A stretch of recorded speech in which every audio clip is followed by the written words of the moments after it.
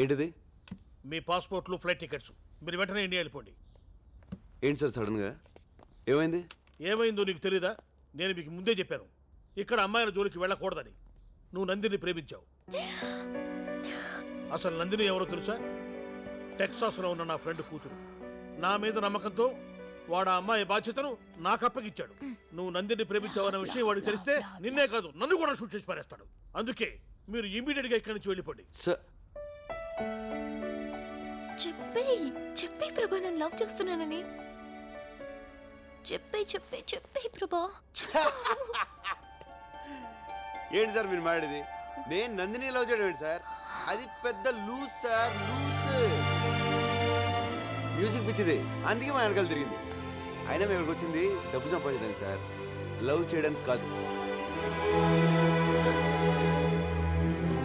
మీరే అనవసరంగా ఏదేదో ఊహించుకుంటున్నారు సార్. Stop it. ఈ కహాని నాకు చెప్పదు. మీరు వెంటనే బయలుదేరండి. సార్ నేను చెప్పేది ఒకసారి వినండి సార్. మాకు 2 days అండి, జస్ట్ 2 days. మేము అనుకుని సంపాదించకపోతాం, కాస్త మీకు కొంత డబ్బు కూడా ఇస్తాం. ఇప్పుడు నాకు కావాల్సింది డబ్బు కాదమ్మా, నా ప్రాణాలు. మీరు వెంటనే బయలుదేరండి. సార్ అలా సడన్ గా వాళ్ళు చెప్తే sir. Shut up and get lost.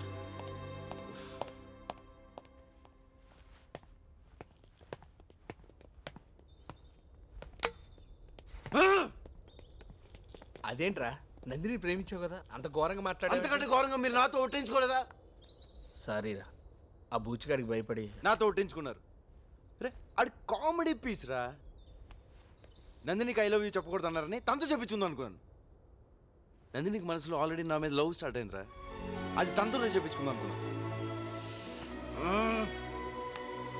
2 days time తీసుకుంటే ఎనీ మూమెంట్ నందిని నాకు ఐ లవ్ యూ చెప్తుందని తన గురించి బూచిగాడితో అలా మాడిందిరా. సరేరా, ఇప్పుడు ఏం చేద్దాం? ఇంకేం చేస్తాం, ఇండియా పోదాం. ఇండియాగా 2 days ఆగితే టూ లేట్. పదండి, ప్యాకప్.